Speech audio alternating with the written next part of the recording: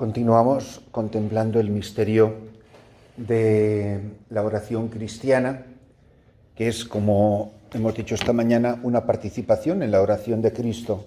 Es una unión inmediata con las personas divinas, el Padre, el Hijo y el Espíritu Santo, que es quien, inhabitando en nosotros, nos invitan a una intimidad inimaginablemente amorosa, transformante de toda nuestra vida. Es la configuración con la oración de Cristo. Es Cristo que en mí glorifica al Padre. Cristo que vive en mí ama al Padre. Unido a mí, o yo unido a Él, unido a su oración, Cristo ora en mí, glorifica en mí al Padre. Yo no sé orar, pero Él sí sabe orar, y ora en mí, y ora conmigo, y es el maestro de oración. La oración también es obra del Espíritu Santo. Es la acción del Espíritu el que nos vincula a las personas divinas. Somos hijos en el Hijo por la acción del Espíritu Santo, que es la vida de estas personas divinas. El Padre y el Hijo expiran al Espíritu Santo y se lo comunican mutuamente. Entonces, la oración cristiana es una actividad que tiene a Jesucristo, que tiene a Dios como protagonista. Él es el que está en acción en nosotros si nosotros le dejamos, si tú le dejas. ¿Qué hay que hacer para rezar? Nada, estarse quieto.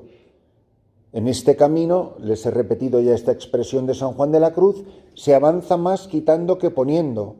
A mí me toca quitar obstáculos, no entorpecer. No tengo que hacer nada, no soy el protagonista de la actividad. Por eso al soberbio le cuesta tanto, porque le encanta firmar las obras y que se las reconozcan y que se las agradezcan y que le feliciten. Pero cuando uno se está quieto no le van a aplaudir por nada. Entonces se trata de dejarnos hacer. Dios es el que hace, es el alfarero, nosotros somos la arcilla que va siendo hecha, que va siendo configurada a imagen de Dios Trinidad. Esta semejanza creciente hasta la identificación total, amada en el amado transformada.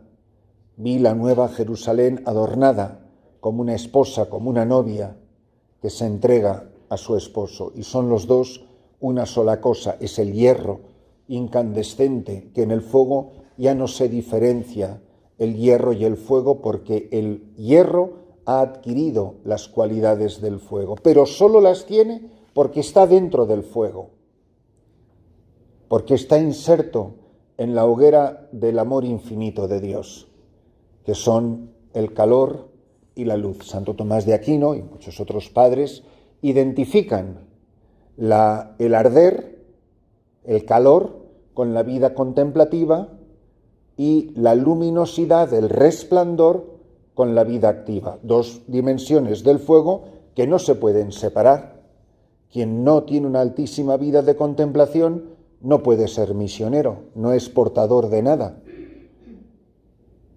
Hay personas que están llamadas a la estricta vida contemplativa, pero nadie está llamado a solo alumbrar, a solo hacer, a solo actuar. Por eso, sin vida contemplativa no hay amistad con Jesucristo, no hay vida de oración, y por eso nos desvivimos, nos vamos muriendo. Entonces, de lo que se trata es, primero, de ser consciente de esta maravilla y que esta es la actividad central de la Iglesia. El Papa Pablo VI se preguntaba, ¿para qué sirve la Iglesia? Y él mismo se contestaba esta pregunta retórica, para orar. En la cima de todas las actividades de la vida eclesial, no de los contemplativos, de toda la Iglesia, está la oración. San Ignacio de Loyola lo explica maravillosamente. Hemos nacido para glorificar a Dios, para dar gloria a Dios, con toda nuestra vida, pero particularmente en la vida de oración, para dar gloria a las personas divinas. ¿Qué conciencia tengo de esto? ¿Qué importancia tiene esto? Que haya vivido, que esté viviendo hoy, en el día de cada día, para la gloria de Dios. Que sea más que evidente que esta comunidad vive para la gloria de Dios. Esto es lo que dice San Juan de la Cruz hablando de la perfección y Santa Teresa de Jesús. En la cima del monte, en la cima del monte de la perfección, en la cima del monte Carmelo, solo habita la gloria de Dios. Saben, recuerdan perfectamente, lo han escuchado muchas veces, estas dos palabras. La dimensión doxológica, de ahí viene la doxología de la misa, por Cristo, con Él y en Él, doxa en griego, es gloria, y la dimensión soteriológica. Soteros significa salvífico, salvador. Para la gloria de Dios, para la salvación, para la redención del hombre, para la salvación del mundo. Entonces, irnos revisando qué conciencia tengo de esto. ¿A qué voy a la capilla? ¿A qué voy a la oración? A dar gloria a Dios. Que esta comunidad glorifique a Dios por su santidad. Por la santidad de cada una, pero por su santidad también colectiva, como comunidad. No se trata de que una o dos vayan estupendamente y el resto sean unas mediocres, no. Tiene que haber un tono de santidad en una comunidad. En una diócesis puede haber muy pocos sacerdotes muy santos y la mayoría ser unos desastres. Hombre, el tono general de la diócesis es muy malo. ¿Todos son malos? No, pero el tono general, pues lo mismo pasa en un monasterio o lo que sea. Entonces, para glorificar a Dios, esto es lo que hace Jesucristo, para dar gloria a Dios. Lo dirá tantas veces, pero particularmente en el capítulo 17 de San Juan, que si no saben qué leer esta noche, pues aquí tienen una magnífica lectura para una noche de adoración. La oración sacerdotal de Cristo. Que lo que le dice a los apóstoles se le puede estar diciendo a esta comunidad. Padre, ha llegado mi hora, glorifícame con la gloria que tenía junto a ti. Y que tu gloria esté en ellos y se manifieste en ellos. Ellos en mí como yo en ti. Entonces, glorificar a Dios, la gloria del Padre. Y que todo, lo grande y lo pequeño, no se trata de ser muy trabajadores, ni siquiera se trata de hacer muchas cosas buenas. Se trata de amar, y no es lo mismo amar que hacer cosas buenas. Se pueden hacer muchas cosas al cabo de un día con muy poquito amor, con mucho cansancio y muy poco amor. Pues que nos paremos a pensar en esto. Para mí las cosas más horribles de tratar con sacerdotes en grupo o religiosas en grupo es cuando te encuentras a las hermanas muy mayores, que no es ningún delito ser muy mayor. El problema es cuando una hermana muy mayor te dice, mira, yo ya, como no puedo trabajar, como no sirvo para nada. No sirve para nada. ¿Pero usted para qué vino aquí? Usted vino aquí a trabajar, vino aquí a correr por las escaleras, ¿vino para qué? ¿O vino a amar? ¿Y desde cuándo un bastón o unos achaques o la edad es un impedimento para dar gloria a Dios?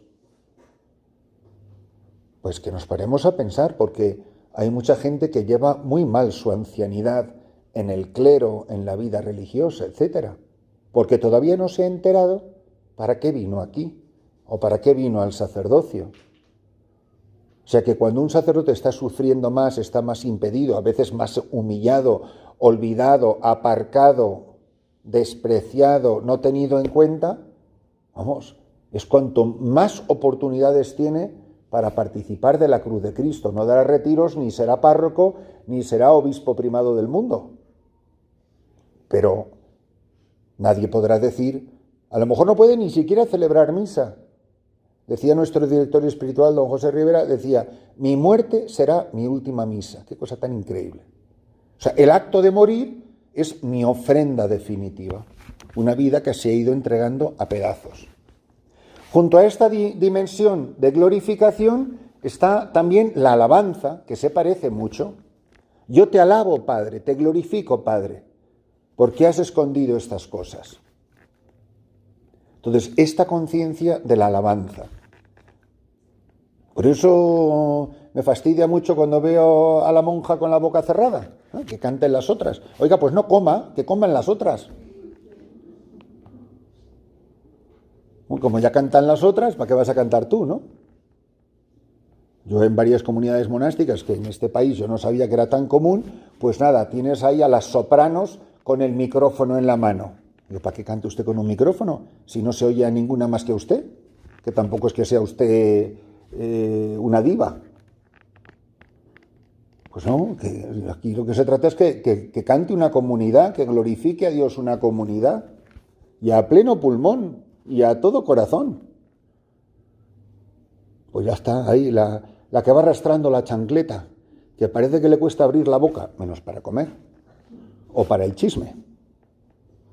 Entonces, parémonos a pensar si de verdad estamos viviendo para la gloria de Dios y para su alabanza. ¿Cómo alaba a Dios esta comunidad?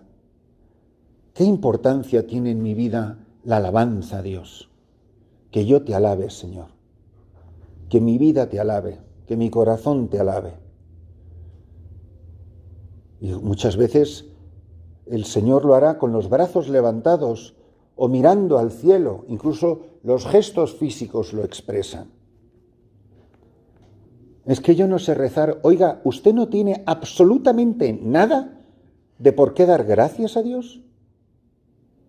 Otro aspecto de la oración, la acción de gracias, Eucharistein, la Eucaristía, la gratitud. Voy a rezar y es que no sé qué hacer. Oiga, pues dé gracias, empiece por la lista, por lo que usted quiera. No tengo nada por lo que dar gracias. O sea, ¿usted ha sido tan buena con Dios que le ha hecho un favor viniendo aquí? ¿Y que me agradezca a Dios todos mis servicios? ¿O es todo lo contrario? Es el que sabe reconocer la obra de Dios. Recuerden, la primera noche hablamos de mi historia de salvación. El que no es capaz de reconocer el paso de Dios, el kairos de Dios por su vida, obviamente no tiene nada por lo que dar gracias.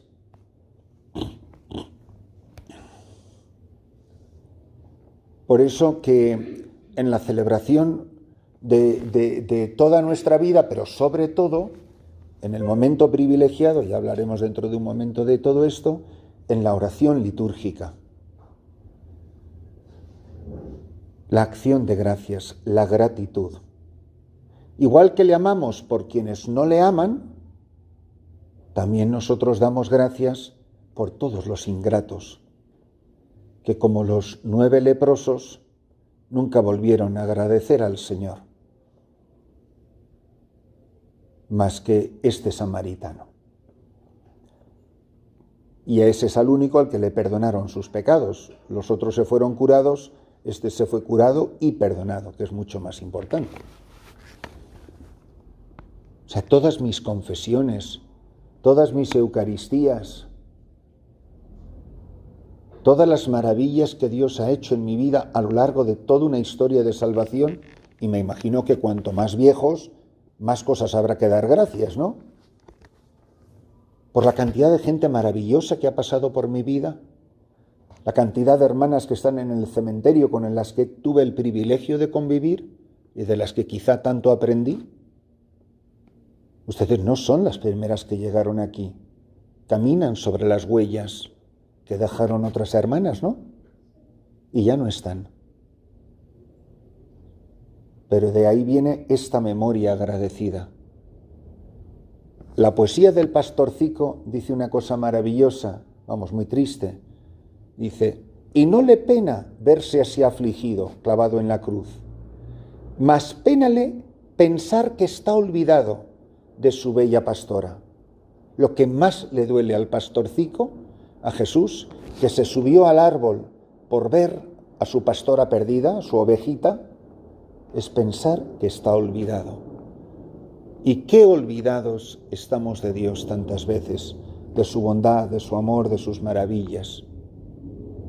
O sea, yo no digo que a lo mejor por una cuestión médica, por unas cuestiones técnicas que no vienen a cuento ahora, uno pueda tener una depresión, pero vivir con melancolía, con tristeza, con... Madre mía, o sea, con toda la maravilla que Dios ha hecho en tu vida, ¿cómo te permites vivir con tanta desazón, con tanto desánimo, con tanta tristeza?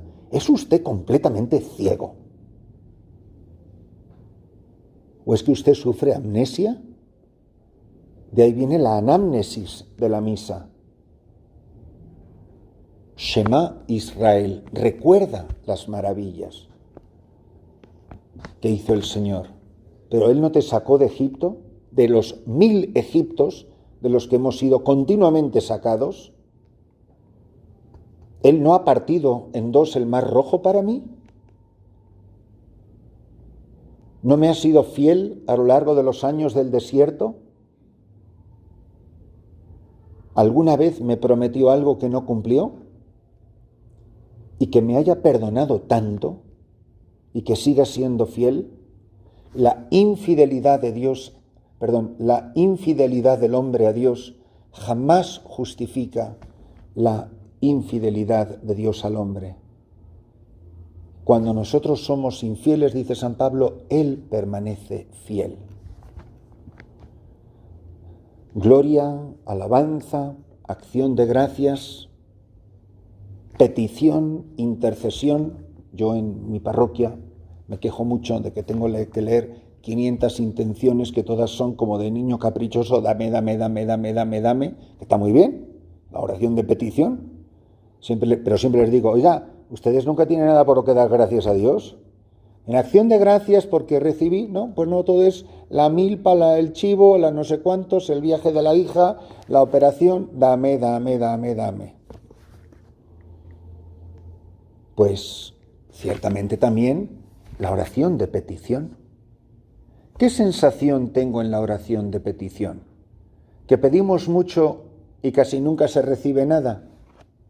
¿Ustedes nunca han tenido la sensación de pedir algo con mucha insistencia y con mucha fe y con mucho fervor y con mucha tenacidad y luego no se ha cumplido? Tanto rezar para nada. Pues uno lo hace por hacerlo, que son cosas que se dicen, pero será para que lo oigan las hermanas, porque ya sabemos de sobra que Dios está rematadamente sordo. ¿O estará tan ocupado? Entonces, ¿qué importancia tengo y qué experiencia tengo de la oración de petición? Si vosotros que sois malos sabéis dar cosas buenas, si cuando vuestros hijos os pide un huevo no le dais una piedra y os pide un pescado no le dais una serpiente, ¿cuánto más vuestro Padre os dará el Espíritu Santo? El fruto de la oración de petición es el Espíritu Santo.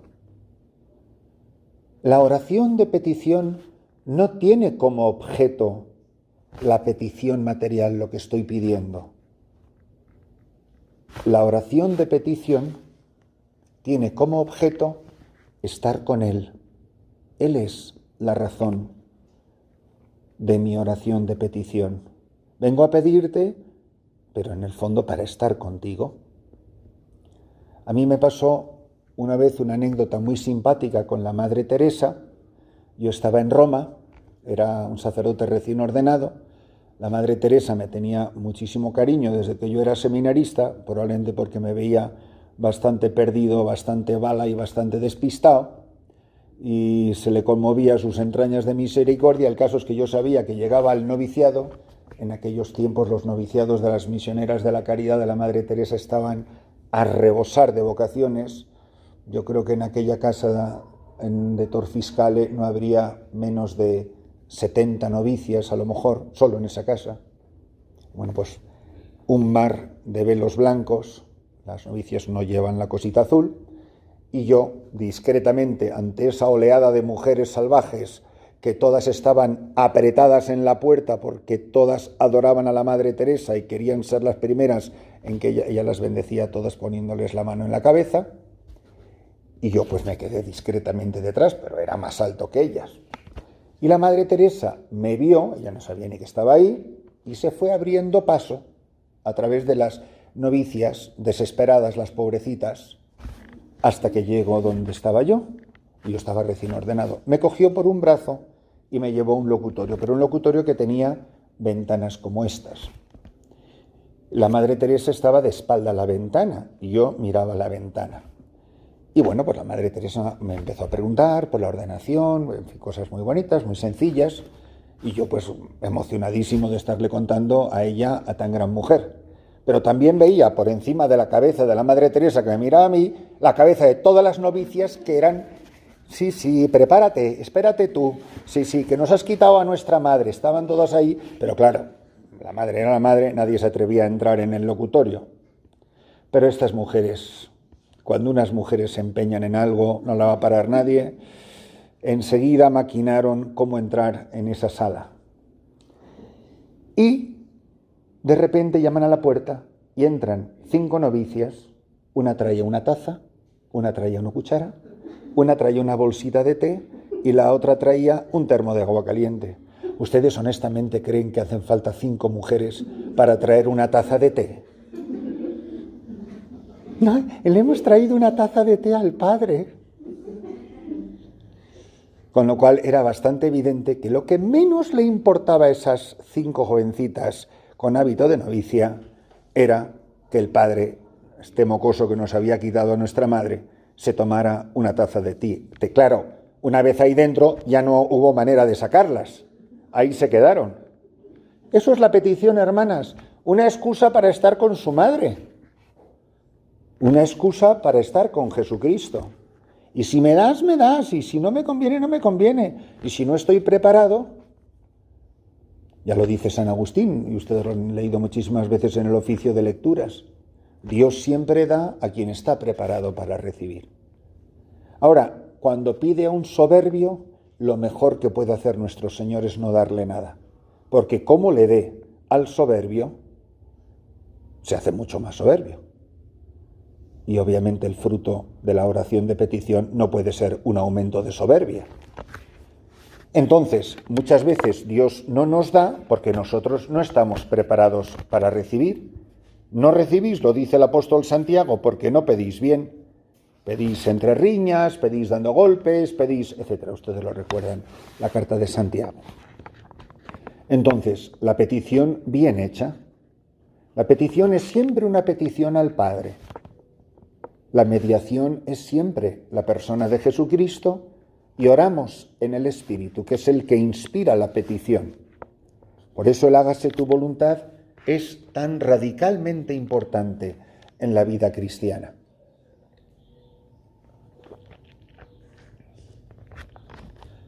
Entonces, la oración cristiana, repetimos, es una oración filial inmediata del cristiano con Dios, siempre vivida a la luz de la fe, de la esperanza y de la caridad.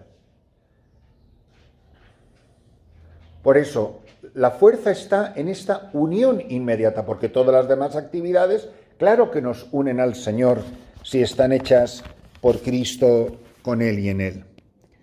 Pero lo importante es esta inmediatez, orar al Padre, oramos al Padre. Cuando oren, digan Padre, Lucas 11:2. Esto es lo que dice en nuestro interior el Espíritu Santo, que nos hace hijos. Recuerden Romanos 8:15. Abba, Padre. El Espíritu Santo ha sido derramado en nuestros corazones. Por eso el gran protagonista de la oración es siempre el Espíritu Santo. Es el que dirige nuestra oración al Padre.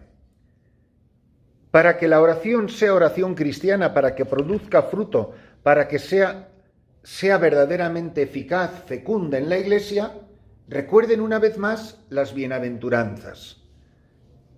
El agua viva, el agua del Espíritu Santo, la que brota del costado de Cristo, no puede caer en una cubeta medio llena de agua sucia, porque por más agua limpia que eches en un cubo que tiene agua sucia, toda el agua se ensucia. Bienaventurados los limpios de corazón. ¿Qué tengo que hacer para rezar, Padre? Que se oye mucho en los monasterios. Limpia el corazón. Cuando hay soberbia, cuando hay orgullo, cuando hay vanidad, cuando hay prepotencia, cuando hay yo, cuando quiero mandar, cuando manipulo a todo el mundo, es imposible, esa persona jamás va a hacer oración. Bienaventurados los limpios de corazón. Por eso recuerden cómo, y lo comentamos ya desde el principio, las moradas de Santa Teresa, que son verdaderamente, como dice su libro, camino de perfección, son una magnífica guía de la vida espiritual.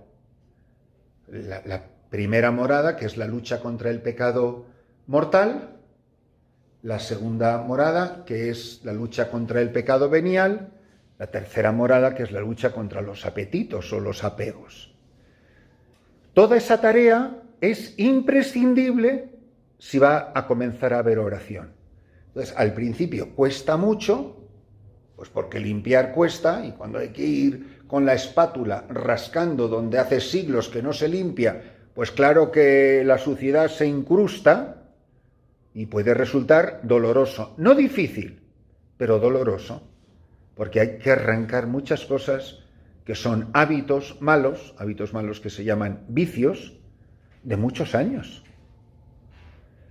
La oración es como que el corazón que quiere empezar a orar es una habitación herméticamente cerrada.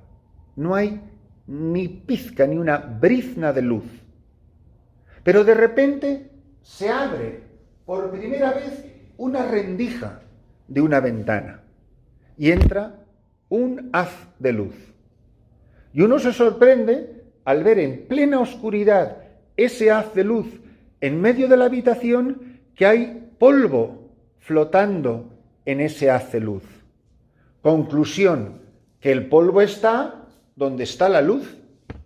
Pero no se me ocurre pensar que no, el polvo está en toda la habitación, lo que pasa es que yo no lo veo. ¿Qué es lo que tengo yo que hacer? Nada, abrir la ventana del corazón a la luz de Dios, a la gracia de Dios, a la vida en Cristo, al rayo que es el Espíritu Santo. Y entonces voy viendo la realidad de mi corazón. Y me doy cuenta que esta habitación a mí no me parecía no me parecía sucia, pero porque es que estaba en la total oscuridad. Cuando dejo entrar la luz, me echo las manos a la cabeza. ¿A un muerto le duele algo? No. A un moribundo le pueden doler muchas cosas. ¿Pero qué diferencia hay entre un moribundo y un muerto? Uy, no se imagina cuánta. Pues entre muerto y vivo. A un cadáver no le duele nada. A uno que acaba de tener un accidente y se ha roto todos los huesos del cuerpo, le duele hasta el pelo, pero está vivo. Entonces se trata de esta tarea de irse dejando limpiar. ¿A mí qué me toca hacer? Tener el valor de seguir abriendo la ventana. Señor, ilumíname. Yo no sé ni por dónde tengo que empezar. Mire, hay tanto polvo en esta vida. ¿No les ha pasado alguna vez que de repente abren un trastero, un cuarto de no sé qué, y dicen, bueno, madre, ¿cómo está eso? Es que uno no sabe ni por dónde empezar. En la vida espiritual uno no sabe por dónde empezar en este trastero. Calma, que tú no tienes que hacer nada. Tú, abrir la luz. No tienes que hacer. La pregunta siempre es, ¿qué tengo que hacer? No hay que hacer nada. Hay que dejarse hacer, dejarse iluminar. Ir quitando. ¿Qué me estorba? ¿Qué me pone en peligro? ¿Qué palabras? ¿Qué obras? ¿Qué negligencias? Esa es la tarea que tengo. Entonces, ¿por dónde empiezo? Por donde quieras. Mira, está todo tan sucio que por donde quieras. Cuando 3 hermanas van a limpiar la habitación, no empiezan las 3 por la misma esquina. Pues mira, tú empieza por ahí, yo agarro las ventanas y tú no sé qué. Empieza por donde quieras. Ir quitando. Es una tarea que no la tenemos que hacer solo. Dios no está cruzado de brazos esperando que yo limpie. No, Él es el protagonista de la conversión de mi corazón. Y así nos vamos progresivamente, no digo rápido ni despacio, pero sí progresivamente vamos limpiando el interior. Yo creo que de las cosas que jamás he leído más bonitas sobre la oración es la introducción de la 4ª parte del Catecismo de la Iglesia Católica, que seguro que todos ustedes tienen, o manejan. Vuelvan a leerlos, aunque solo sea la introducción. Es una maravilla. O sea, el que ha escrito eso sabe mucho, mucho de oración. De hecho, hay una frase ahí en el Catecismo maravillosa que dice: la oración es el encuentro, es una frase de San Agustín, de la sed de Dios con la sed del hombre. Dios tiene sed de que yo tenga sed de Él. Tengo sed, Jesús en la cruz. Tengo sed de ti, tengo sed de tu amor. Tengo sed de que tú dejes de beber agua sucia, agua del mundo, y vengas a mí a beber agua viva. Mujer, si tú supieras quién te pide de beber, más bien tú le pedirías. Jesús está sentado junto al brocal del pozo de todo corazón, del corazón de todos los hombres. Ahí está Jesús sentado a la orilla del pozo de tu corazón, diciéndote: dame de beber. Dame de beber. Señor, el pozo es hondo. Anda que no es hondo el pozo del corazón. ¿Cómo tú me pides de beber a mí? Uy, mujer, si tú supieras quién te pide de beber, más bien tú le pedirías y él te daría agua viva, que es el Espíritu. Pues pídele, dile: Señor, tengo sed. ¿Cómo te va a dar de beber si estás saturada del agua de este mundo? De la porquería del agua de este mundo. Ahí no cabe más agua. Dios no puede llenar, decía la Madre Teresa, lo que está lleno. ¿A ti qué te toca? Pues vaciar. No tengo que hacer nada, es sacar, vaciar. Por eso la humildad es fundamental. El reconocer la suciedad de mi vida. Y esto pues muchas veces empieza en una confesión general de mi vida. Dejarse limpiar, dejarse hacer. Bienaventurados los limpios de corazón. Entonces, de ahí se irá avanzando en la vida espiritual, cuando termina esas 3 moradas, que se llaman la vía purgativa, por razones obvias, comienza la vía iluminativa, que son la 4ª y la 5ª morada. Después de la vía iluminativa viene la vía unitiva, la 6ª morada, que es el desposorio espiritual. Santa Teresa lo cuenta maravillosamente. Yo, de hecho, prediqué ejercicios en 2012 a las Carmelitas Descalzas del Monasterio de la Encarnación, donde vivió Santa Teresa de Jesús 30 años, y en lo que era su celda, la celda de Santa Teresa, es ahora la capilla de las Madres Carmelitas, en la celda donde ella tuvo la experiencia mística se llama la transverberación, que fue el desposorio espiritual.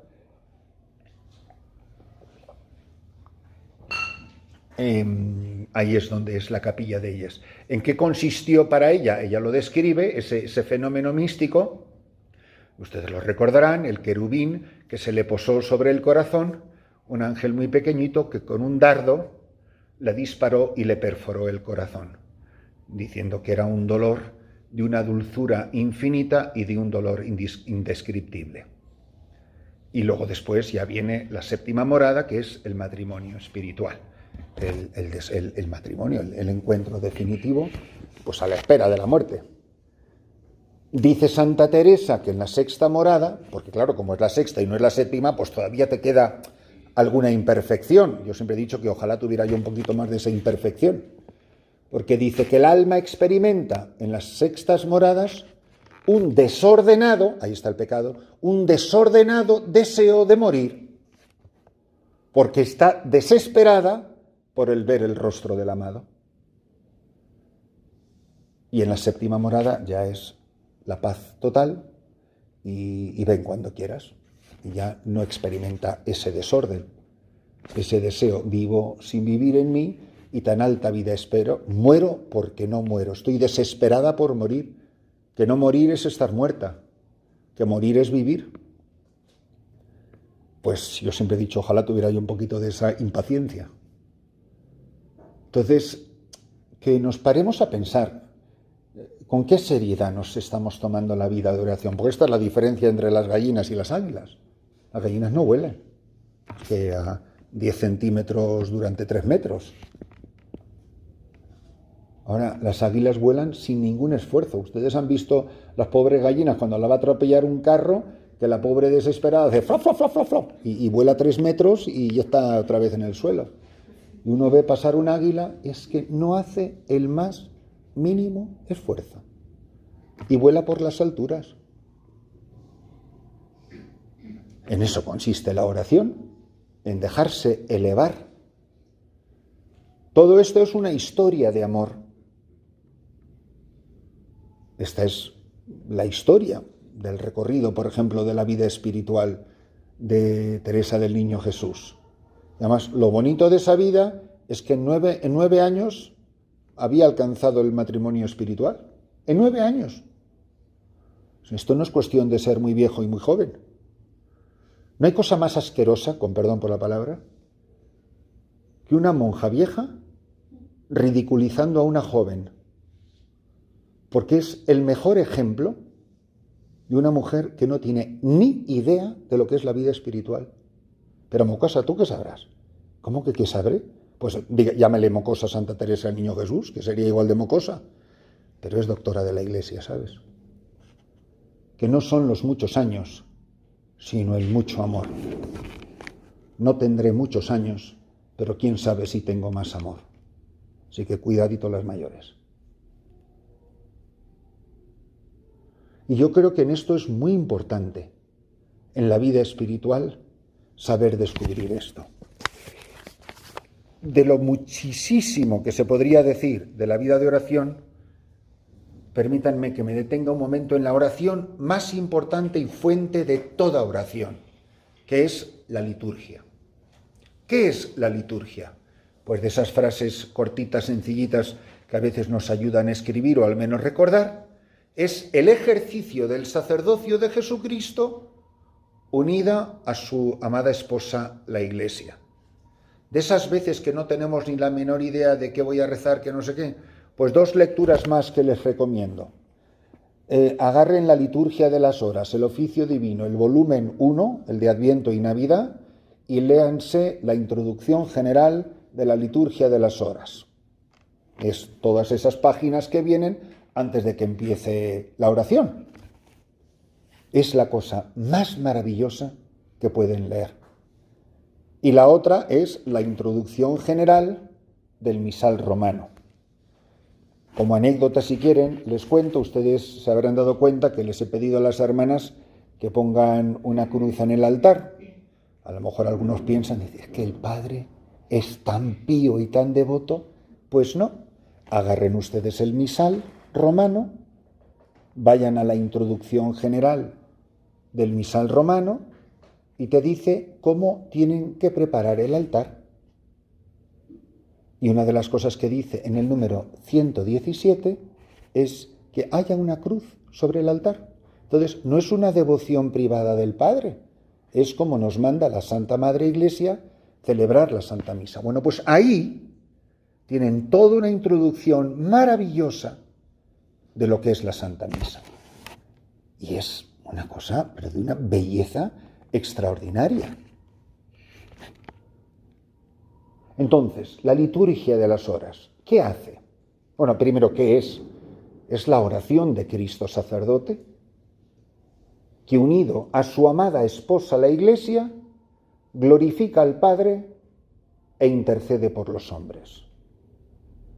Entonces, ¿cuál es la diferencia radical entre la oración litúrgica y toda otra oración? Que es la oración de Cristo mismo. Es Cristo cabeza, Cristo sacerdote, Cristo esposo, Cristo pastor, que glorifica al Padre y santifica la Iglesia. Cuando oran la liturgia, ora Cristo, no ustedes. No son ustedes los que oran a Dios, es Cristo que vive en ustedes, que está en medio de ustedes, que glorifica al Padre, que da gloria al Padre. Por eso la liturgia está entretejida de palabra de Dios. Los salmos, las antífonas, los himnos, que aunque sean incluso oraciones humanas, están llenas, empapadas del sabor de la palabra. Las lecturas breves, las peticiones, no digamos el Padre Nuestro, etc. Es la tarea fundamental de un sacerdote, es la tarea fundamentalísima de un obispo. Sería muy negligente un sacerdote que no reza toda la liturgia de las horas. No estaría de más de vez en cuando preguntarle a los sacerdotes, oiga, ¿usted reza toda la liturgia de las horas? Porque el día de la ordenación no te dicen, rezarás la liturgia de las horas. Sí, estoy dispuesto. No dice, rezarás laudes y vísperas. No, dice la liturgia de las horas. Laudes y vísperas no es toda la liturgia de las horas, sino que hay una hora intermedia y el oficio de lecturas y completas. No, pues muy negligente tiene que ser un sacerdote, un pastor de almas, que no rece toda la liturgia de las horas. Pero es que la oración litúrgica no es la oración de los curas y las monjas, es la oración de la Iglesia. Miren, yo estoy en un sitio ahora mismo, primitivo es poco, pero yo me he llevado 100 copias de Paulinas, compradas aquí, de los libritos, y ya hay como unas 30 personas, casi todos muchachos jóvenes, que en 4 meses que llevo, no está mal, ya rezan la liturgia de las horas. Han empezado a rezarlo los domingos, antes de ir a misa. Les estamos enseñando a rezar la liturgia. ¿Por qué? Pues porque es la oración del pueblo de Dios, no es la oración de los curas y las monjas. Nosotros tenemos obligación de rezarlo, ellos no. Pero tienen derecho a que les enseñen a orar. Pues sería maravilloso que en el poquito trato, a veces demasiado, que tienen con el mundo de afuera, pues ya que lo tienen, aprovéchenlo bien. En vez de hablar jajaja, jijiji, jojojo y 4 estupideces, hablen de cosas que valgan la pena y alimenten el alma de quienes se acercan. Enséñeles a orar. Entonces, la importancia de esto es poner la liturgia en el centro de esta casa.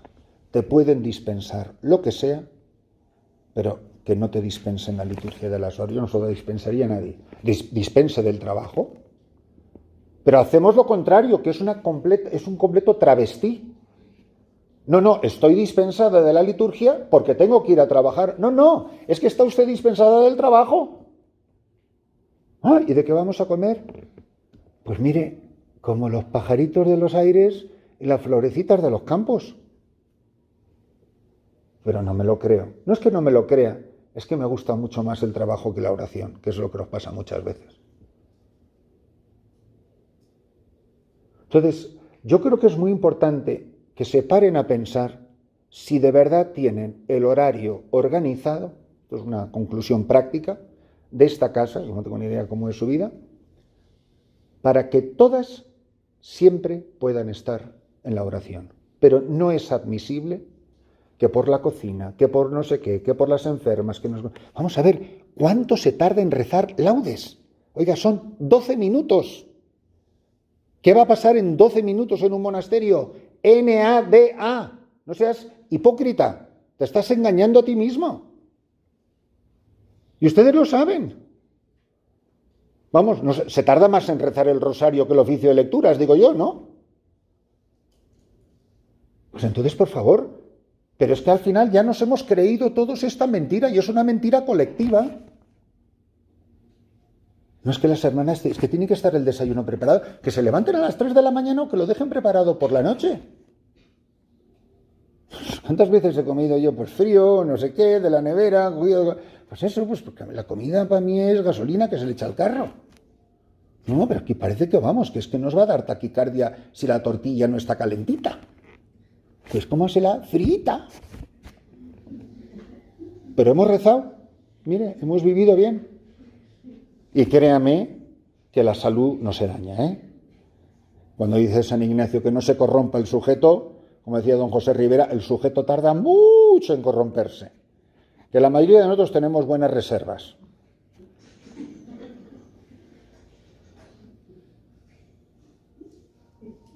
Es que el desayuno, madre, es que no sé qué. ¿Y qué? Mire, yo la voy a enseñar a usted delante de un espejo la cara que tiene que poner cuando vengan a quejarse. A ver, tiene que practicar luego conmigo. ¿Y qué? ¿Y qué? Y ya cuando lo diga muchas veces ya no tiene ni que decir y que nada más que pone la cara. No me digas que estaba fría la tortilla. Madre mía. Y cuando tus hermanos salen al campo, ¿qué comen? Pues yo creo que a ver si nos andamos con menos miramientos. Yo salgo todos los días a las 6:30 de la mañana, hermanas, por unas montañas que va tucu, tucu, tucu, tucu, tucu, tucu, tucu, tucu. Tardo 2 horas y media en llegar a un sitio a celebrar misa. A veces van, a veces están borrachos, a veces vienen 6 personas, a veces de repente se llena la iglesia y te tienen 10 niños para bautizar. No sabes lo que te vas a encontrar. Y luego otras 3 horas de tucu, tucu, tucu, tucu, tucu, tucu. Y llegas a casa a las 3, a las 4 de la tarde y no has comido nada desde las 6 de la mañana. Y a veces las pobres gentes en las comunidades nos dan tortilla con una salsa. Yo como no soy de aquí, pues yo miro eso y es que, vamos, es una cosa que la metes ahí, eso sí, pica que vamos, que te arden los pensamientos. Y tan felices, y los pobres han compartido lo que tienen, una tortilla y una salsita para mojar. Pues vayan ustedes a desayunar y que les pongan una tortilla con una salsita para mojar, a ver qué cara ponen. Porque eso es lo que comemos los misioneros. Y, oiga, y somos felices, ¿eh? No nos hemos muerto de nada. Y a las 4 llegas y comes lo que sea, y yo a las 6 tengo misa en la parroquia. O sea, vamos, que es que no te da tiempo ni a que te dé el aire. Y llegas con polvo o barro desde la cabeza a los pies, todos los días, 7 días a la semana. Y tan felices, ¿eh? No te creas tú que te canonizan por eso. Hay mucha gente que trabaja mucho más que nosotros. Mira cómo trabajan unos obreros en una construcción, etcétera, etcétera, etcétera. Cómo trabaja la gente humilde, la gente pobre. A menos que vengan todos ustedes de casa de príncipes. Pero que con la liturgia no se juega y no se falta. Hay muchas maneras de que esto funcione. Yo les voy a dar algunas ideas que son bastante crueles. No empiecen a rezar hasta que estén todas. No se muevan. Y si no baja, ¿piensas bajar o vas a dejar a las 29 esperando? No saben lo efectivo que es, ¿eh? Y si es posible, cuando por fin entre, la miran todas mientras se va a su sitio. Le hacen con la mirada le hacen el paseillo. Ya verás tú el paseillo que la vas a hacer. A la mañana siguiente, la primera en el banco, como con 2 linternas en los ojos en el sagrario.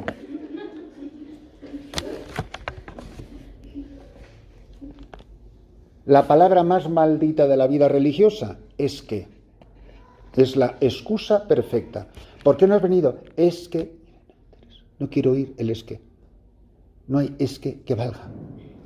A mí no me cuentes tu vida. Otra solución, un poquito más drástica. ¿No has bajado al Lourdes? No desayunes.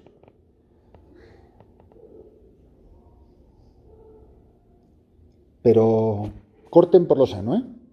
Tú quieres estar aquí, la vida es así. ¿Qué pasaría en un trabajo si tú en un trabajo te portaras como tú te portas en esta casa? ¿Cuánto durarías en ese trabajo? ¿Cuánto durarías en un trabajo si llegaras tarde? Es que al tercer día, oye, chato, a tu casa. Pero como la gente hace lo que le da la gana y no pasa nada, pues así nos va. Entonces yo creo que tienen que pararse a pensar, no hagan venir a los sacerdotes, sea yo quien sea, a decirles cosas maravillosas y con perdón, sea como echar perlas a los puercos. O sea, si se están diciendo las cosas, es para que se pongan en práctica, pero vamos, esta tarde. Pero esto ni un día más. Esto se acabó. Y esto se acabó y esto se acabó. Pero claro, tiene que ser todos. Y tiene que haber una razón muy válida y muy pedida y muy explicada para que esto funcione. Y con mucho ejemplo y con mucho testimonio. Es que no sé cuánto, pues levántese antes. O sea, haga lo que tenga que hacer para que el horario esté hecho de tal manera que podamos estar todas. Yo creo que es muy importante esto.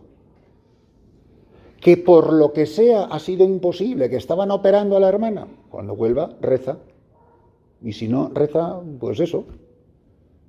Si has tenido que ir a hacer algo que es de vida o muerte, pues hazlo. Pero no te acostumbres a no hacerlo. En realidad, la razón fundamental por la cual pasan estas cosas es porque en el fondo no nos interesa, no nos gusta mucho.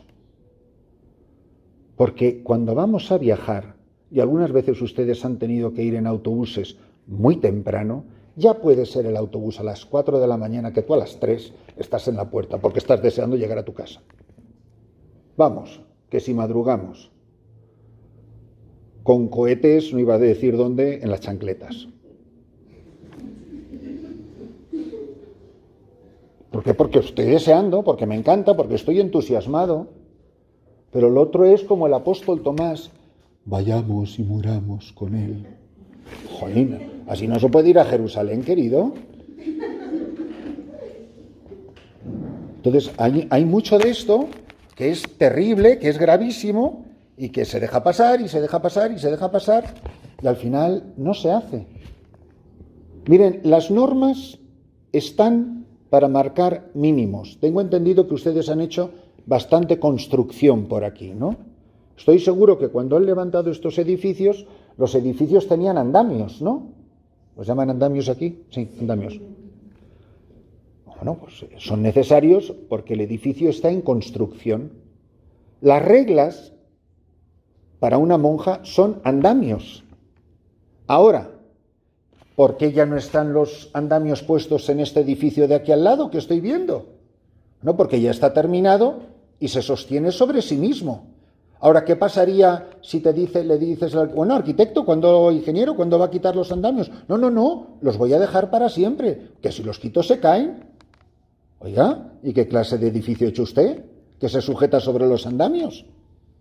La regla es para los principiantes, porque es el mínimo para que estemos todas.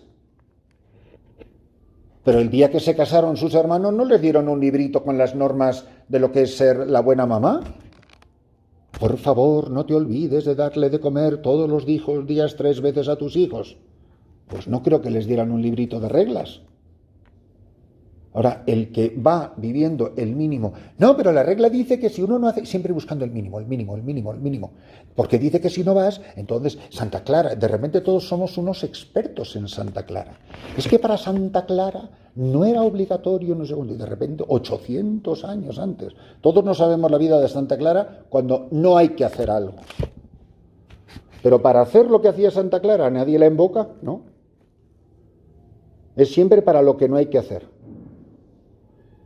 No es que en la espiritualidad capuchina esto no es lo más importante. Pues mire, yo de lo poquito que he leído de la espiritualidad capuchina, eran tremendos, ¿eh? La espiritualidad franciscana es para echarte a temblar. Lean, por ejemplo, a San Pedro de Alcántara. Las cosas que dice Santa Teresa en el oficio de lecturas de la fiesta de San Pedro de Alcántara en octubre.